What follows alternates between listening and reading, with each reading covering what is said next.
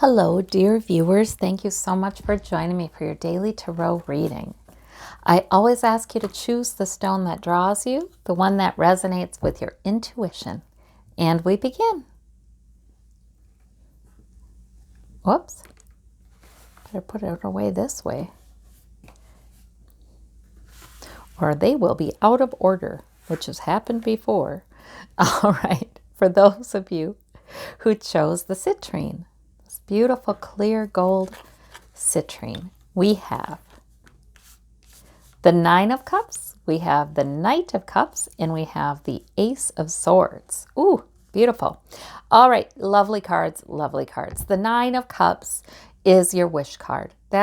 She has what she wishes. You know, it's really a nice moment. You feel satisfied. You feel like everything is lovely, at least for a moment. So you get your wish. I like that card, especially when it comes up when I've been thinking of something that I wanted. It doesn't have to be a huge thing. These are all minor arcana. You know, it doesn't have to be a huge thing. Maybe it is, but we have the Knight of Cups too, which is a very welcome message or welcome news. The Knight of Cups can be a suitor, can be a romantic partner potentially, can be somebody who wants to make a good impression on you, wants to make you feel good, that kind of thing. And we have the Ace of Swords, and that is sometimes an epiphany, sometimes a revelation, sometimes a moment of clarity. Spirit is obviously wanting to help you with that today and help you with your planning, help you thinking clearly, help you with your logic, that kind of thing. So it's very interesting. There's something coming in that would have been what you wished for. I like these cards. These cards are great. I can only take positive meanings because they're all positive. If there were negative ones around that night, I would say, yeah, not always what he seems to be, but you know, these are positive cards. I think for some of you too, this could be a plan for greater emotional fulfillment that's sort of halfway to completion. It's a knight. It's not a king or a queen. Yeah, but I like this wish card. You're getting your wish. I like that. All right. For those of you who chose this purple and blue stone, we have the Moon and the Emperor. Interesting combination. And the Five of Coins. So the Emperor is all about take charge energy, but the Moon is sort of like when things are murky and you have to listen to your intuition, and your intuition is strengthened. So that's a good thing, but you're sort of walking by moonlight. And, you know, there's that sense of depth and of the unknown, right? With the water. So your intuition is strong because of this card. The Emperor is sort of like this take charge kind of energy.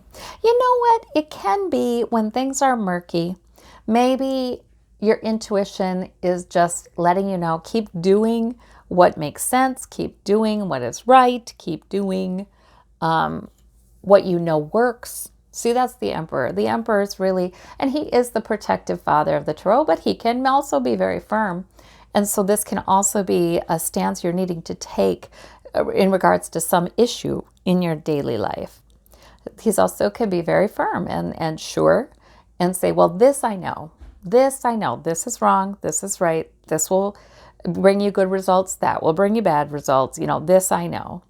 So the Emperor's energy is I feel like really stabilizing in this reading, because there's some things that are kind of murky, and you may wish to trust your intuition, and you really should.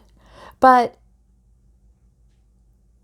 we're all in various stages of trusting our intuition, right? And understanding it and reading it well. And so it really is important to stay grounded too in the facts and sometimes, yes, the rules, the laws, the laws of Mother Nature. Sometimes it's nice to stay grounded in those too. We have the Five of Coins. That can be, now that's your minor arcana in this reading. That can just be a temporary sense of lack in some area, or feeling shut out in some area. And pentacles are money. They are Health, they are other sources of security. They're usually something you can touch. They're tangible. So there may be a sense of feeling shut out somewhere with this. But now this person is ready to go into the church doors where there is charity and abundance. So that's all right, but sometimes this is a little bit, it's temporary, but it may be present. Spirit would be telling you you're doing fine. You've got your head on your shoulders. You've got a mature sense of what works. You've got some wisdom, and you've got some good intuition. So you can trust that. And this is passing. All right. So that's interesting. This could be in regards to a certain situation in your life too. Sorry. For those of you who chose the tiger's eye, we have the Hanged Man. We have the King of Swords, and put under the doily thing, we have the Ten of Cups. Okay, very interesting. Very interesting cards. Okay, so the Hanged Man is a delay. It's choosing to wait sometimes because you want to get a new perspective.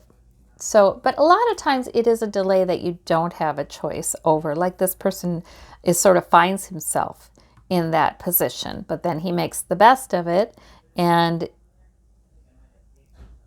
actually becomes quite enlightened, more enlightened about a situation before going forward. You see, there's gold around him. There's sort of this light around him. Then we have the Ten of Cups, which is wonderful. That's saying things are basically all right. There's groundedness for good emotional security with you and the people you care about. That's what that is, and in your household.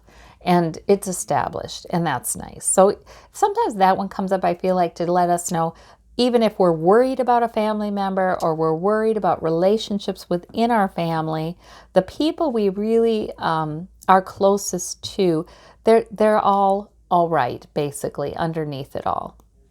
The Hanged Man suggests there may be a delay, but there's something you can enjoy. You can enjoy this. I think you're encouraged to enjoy this. The King of Swords is about maturity of intellect and planning.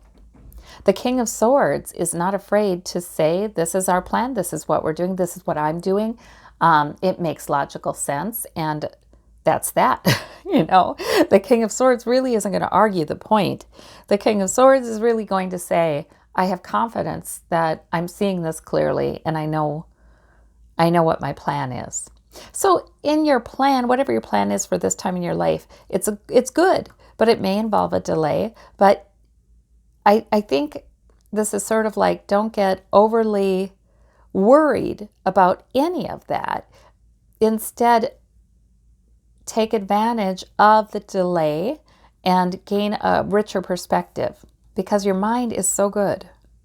So this is, and things are fine underneath it all. So that's sort of a nice encouragement, isn't it? Sometimes we get that perspective in meditation as well.